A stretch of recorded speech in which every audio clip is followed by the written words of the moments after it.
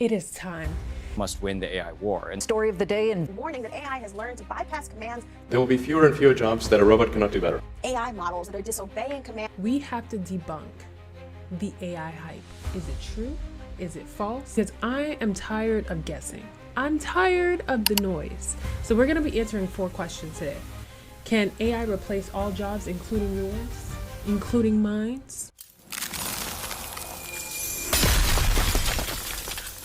And is it possible for us to reach superintelligence? Yeah, it's about time.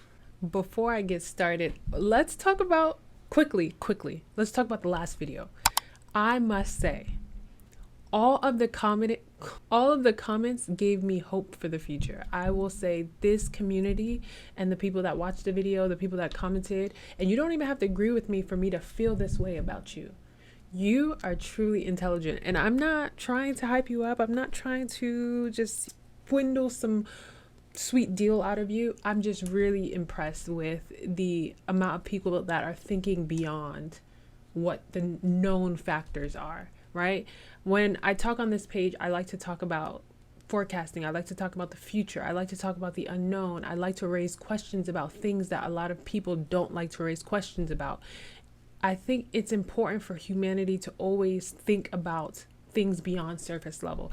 And trust me, the people in the comments found me. They found me, and I am thoroughly impressed. I could not reply to some of those comments fast enough. So the common consensus is $10,000 would be enough for people to survive monthly off of the UBI income. Well, UBI. And do people think that we would really get $10,000 a month? It was kind of split 50-50. But another thing that I also found that was common was a lot of people felt like they would be giving up something in order to receive that $10,000, whether that's privacy, freedom, the other thing that we can't say on YouTube. Yes, that. So I thought it was really interesting. I love the comments. I love when you guys engage. Don't worry, we're going to have a very interesting one, this one too. So make sure that you subscribe, you join the community. This is an area only for smart people. We're the future thinkers, the philosophers of the world. There's only a few of us left. So join the community so I can identify that we're heading in the right direction. And make sure you like this video as well. So that was my thank you to you guys. You are amazing, and truly I was like, yes. As you guys know, we're already on routine. We talk about the most relevant news, what is going on. I know you guys don't watch the news commonly, so I like to give you guys a spiel on what's going on in the tech world, tech, business, AI, career, all that. That is relevant to the topic that we're talking about, of course. So let's jump into it. Anthropic CEO warns of serious AI risk. So the CEO warns about catastrophic societal outcomes. So I guess this is the end of world conversations. Anthropic estimated that there's a 25% chance that AI could lead to catastrophic societal disaster. He's not just speaking about glitches. This is a large scale disruption. I actually think God will come back before that. I think that if anything, it might align with that once that happened. But we have a lot to debunk today, don't worry. Microsoft Copilot entering U.S. House operations. The U.S. House of Representatives is making Microsoft Copilot available to its members and staff, which means AI will be more deeply integrated into legislative work. I actually think this is very interesting. So Microsoft flew me out last year to go see Copilot whenever it was released. They did the whole shebang. Very well handled demonstration, different from Meta and what that disaster was. But I was thoroughly impressed. Being transparent, do feel like Microsoft is a little behind in the AI game in comparison to Claude, Anthropic, OpenAI, Gemini, but it's very interesting how they're putting it more into politics, because if we know anything about what's been going on in politics, they are very far and few in between of legislative laws when it comes to technology and data and privacy. I'm very interested to see how this technology is integrated at the legislative level for sure. Anyways, what's next? I wanted to add this, even though we're in the US, but I wanted to add this. India pushing AI equity at global summit. India is advocating for fair access for global south, making sure AI benefits aren't just for wealthy, higher resource countries. I'm actually going to talk about this in a future talk where eventually I bet it's going to be where access to AI and technology is going to be a premium, meaning everybody won't have access. Do you see how ChatGPT has a free $200 kind of membership? I believe the rich and those that are wealthy are going to receive the prime benefits of technology as a whole. I even think when it comes down to just accessing the internet and data, I believe that's going to be locked down as well in the future. I have a few projections about that. But anyways, Italy enacts strong national AI law. This is something I wanted to add as well. Italy's parliament passed a comprehensive AI regulation law aligned with the AI Act covering privacy, oversight, child protection. This is so important because in the US, we need to push this. This is something that needs to happen in the US. We do not have this currently. This has been on anyone's agenda. A lot of people have raised the red flags, and it's interesting to see Italy move ahead and get this passed into their systems. So that's the relevant news. I love being your local newscaster. If I am out of a job for anything, I will give you the local news. Anyways, so we have a lot to talk about. We have a lot to debunk. Anyways, so I have a question for you guys, my geniuses in the comment section, viewing, watching, subscribing.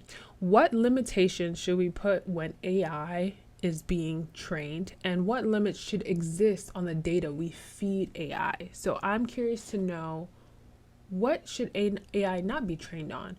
What privacy should remain subject to the individual and not be sourced by AIs, LLMs, all that stuff? So I'm curious to know what you guys think in the comments. Let me know, because that is the first start in discussion of data privacy laws. All right, let's get into Mythbusters. That is who we are today. Prior to this, I have done my research, reading. I have looked at studies just to get information, background information. I have also enlisted the help of AI to back up some of my sources and data, because I want to make sure that if we're going to debunk things, that there are proof of data, studies, and trajectories that will obviously show that it's either a truth or a lie. So this is a combination of just personal knowledge, research, AI, and some intelligent human beings that I will probably place in the video as well. So let's talk about, can AI be moral? This is an interesting one, and I wanted to add this question in because I was watching the interview with Tucker Carlson and Sam Altman, and I must say, what an uncomfortable interview it was. I will say kudos to Tucker for really pounding at some of the questions that a lot of people would be scared to ask, and really still going at it, even though we saw that Sam Altman was not really looking to answer those honestly. And I'm just going to sum up that interview altogether. If you haven't watched it, I would suggest you go and watch it. It was like AI. Sam is like AI on steroids, trying to come across as neutral, as company PR friendly. Didn't want to answer the hard hitting questions. Where is the morals? What is your own personal morals? Who is programming the AI, and who is inputting their morals within this LM? And he just did not give a straight answer to any of them. It just seemed like he stayed in the gray area. It's just my personal research, and you guys leave a comment below what your thoughts on Sam Altman. I can tell he is not a religious person. AI has to be trained by someone. It cannot just learn without being fed the data. crawl for the information. Does that make sense? Maybe in the future of super intelligence, and we'll get to that myth later, in the future of super intelligence, it will be able to make decisions, seeing that it is projected to have a conscious like humans, right? It has the ability to think. But for now, it has to be trained on thoughts. It has to be trained on what someone's beliefs are, or what is right and what is wrong. Can AI be moral? No. I remember watching a movie before, and I think it was a future movie, and it went something like, there was an accident that happened. There was a family that was drowning, a family with kids, young kids, a mother and a husband that was drowning, trapped in a car. And then there was another person who had a better chance of living, I think based on the circumstances of the accident. So by calculations, the technology said we should save this person. But in all reality, a human's conscience would be like, no, we should save the kids, right? We should save the kids. So I think as of right now, short answer is no. AI cannot be moral. And let's just back up with some data. By AI and Society 2025, AI cannot possess moral agency. It can only simulate ethical behavior. Focus should be on accountability and audits. To meet moral expectations, AI would need moral agency and robust intentions, which it does not have. Quote by PMC, human behavior, no. AI outputs can influence human moral decisions, which raises responsibility questions for humans. Right. So it makes decisions based on calculations. What is the better outcome of X, right? Who's programming it as well? Who's to say that's the right way? Say that's the truth. So moral is subjective to individuals as well. So based on our scale of 100%, that is 90% false.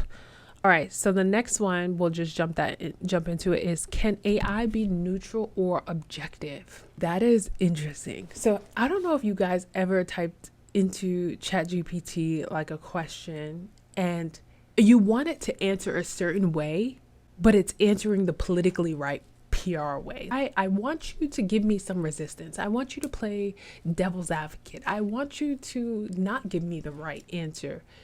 But it always seems like they sway to the most PR answer, right? And there is a programmed bias. I won't say a natural bias because it's not a human or in human form or anything similar to a human, but it has a programmed bias. For example, let's say OpenAI was funded by a big company, X company, right?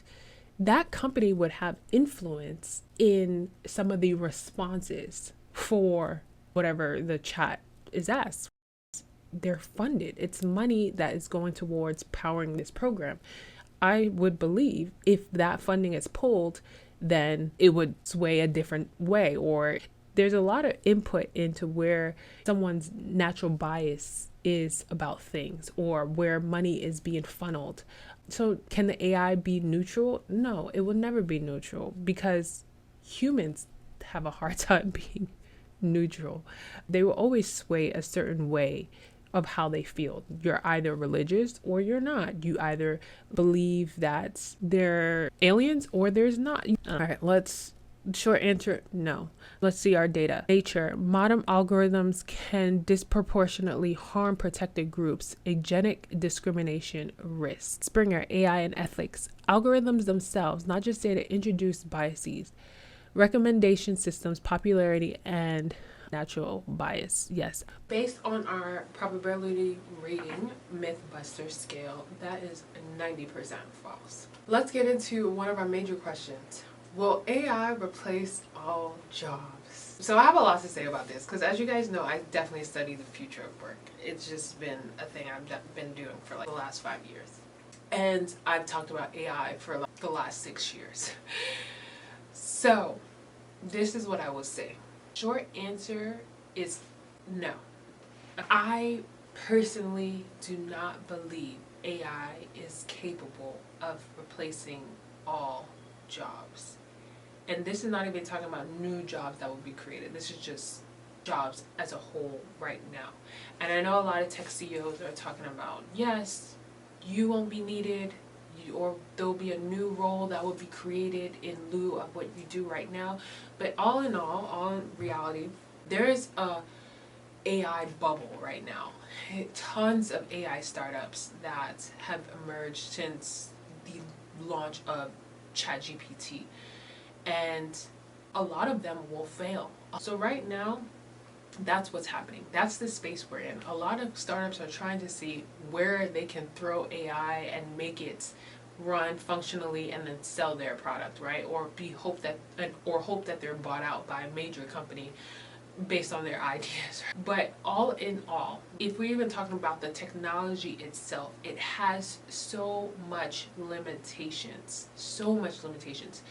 meaning it will constantly need data to feed the next level of growth. Yes, eventually it will learn and it will infer decisions on its own, possibility, right? But at the end of the day, technology breaks, there's bugs, there's so many things, and I will use my personal experience with this.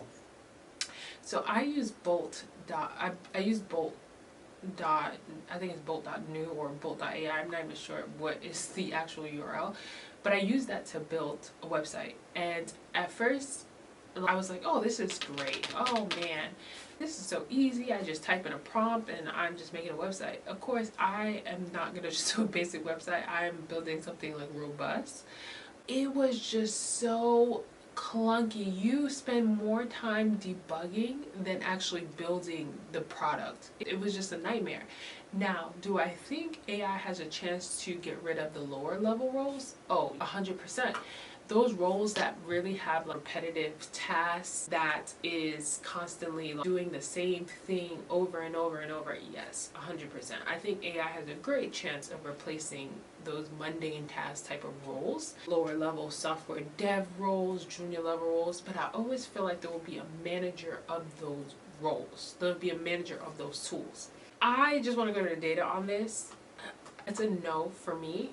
I think we'll see it at lower level entry level roles. I think it will be highly sought out in that area once all the hype goes down and people realize the technology is really clunky and that you spend a lot of time debugging it and it's just chaotic. But let's just go into data.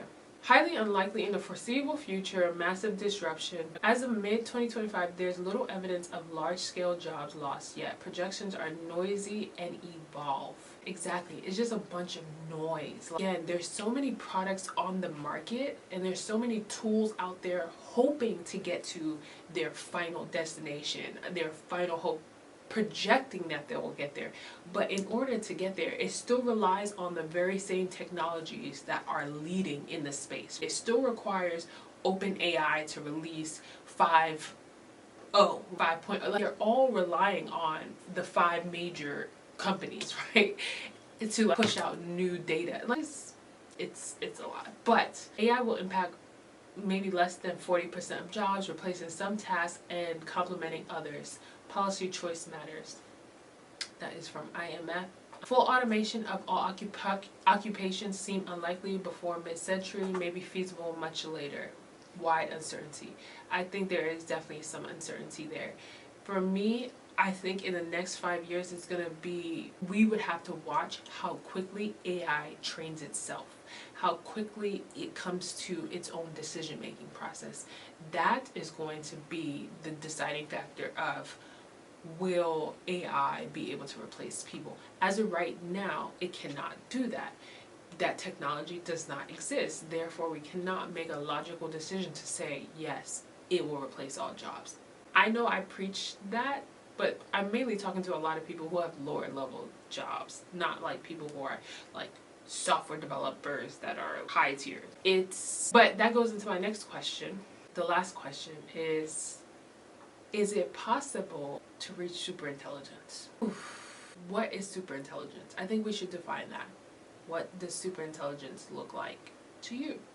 To me, it looks like a conscious, well-decision, creative, thinking humanoid that can have autonomy over their thoughts and decisions. So a carbon copy, but way smarter than a human being kind of thing. That is my thought process of superintelligence. So what will it take to get there? It will take a lot, I think. It will have to take, right now AI can do probability, right? Calculations.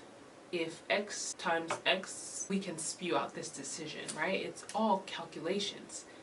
But a lot of what makes humans so special is their critical thinking, in-soul decision making. Because I don't know how to explain it, because again, if it was something that could be explained, it could be easily duplicated by AI. But there's something different about us, that sometimes you have this internal feeling.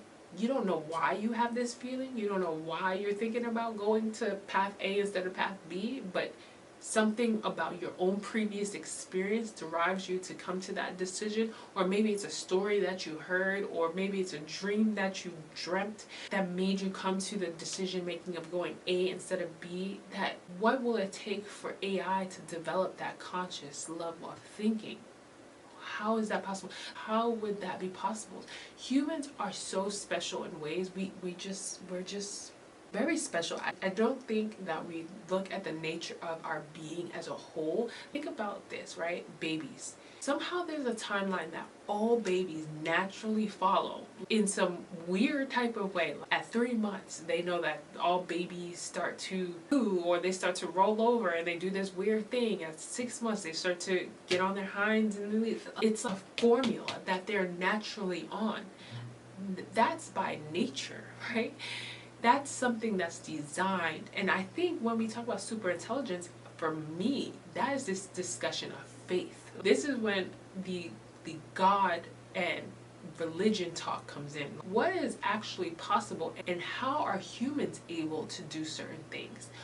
Why do we have a conscience? Why do we have a thought? Why do we have a heart? Why do we have empathy? Why do we have feelings? Why? And if we are able to understand why as in humans, then we're able to replicate that in superintelligence. But as of right now, humans can't even derive why they feel the way they feel, where we come from, what they. And I feel, I'm religious, so I feel I read the Bible and I know, right? But there's still some unknowns there. Why do things happen the way they do? Where do we go? There's so many things. Like, how is it that our bodies can naturally heal itself? Things like that. So when you think about having to understand the humans, I think about us trying to understand space, right? And it's just as difficult as that. We don't have all the answers. So we don't have the answers. How could we program something to learn something that we don't even know? It would have to derive from different ideations of what the answer could be, but we don't even know, right? So we'll say to be continued on that topic, because I think we should dive deeper into superintelligence. I think I have a lot to say on that, but I don't want to make this too long. Again, I'm working on my flow. I don't want to make this too long, but I want to say this just as a personal thing. I had somebody in my comment on my last video say I must be a INTJ. I think they said INTJ. If you want to know, I'm actually no, they said INTP. I must be an INTP. I am actually an INFJ-T, if you want to know. I used to be a ENFJ prior to COVID. I was very extroverted, and then somehow post-COVID, I became a very introverted. Very funny how that happens, but I am INTJ-T, if anyone cares. I am aka the advocate. If you don't know what I'm talking about, I am talking about 16 personalities. I think you should take the test. I think everybody should take the test. I believe it's highly accurate to the people that I've aligned their, they're with, like, I believe it aligns right with them. So I would go check it out for you. And if you do know yours, drop it below, because I know who also I am best fit personality wise. This is not astrology, not at all. This is not Gemini Libra kind of talk. This is like scientific Briggs research. So go check it out. If you already know it, drop it below. I would love to know. So subscribe, like, See you on the next video. I have something great for you guys. Later.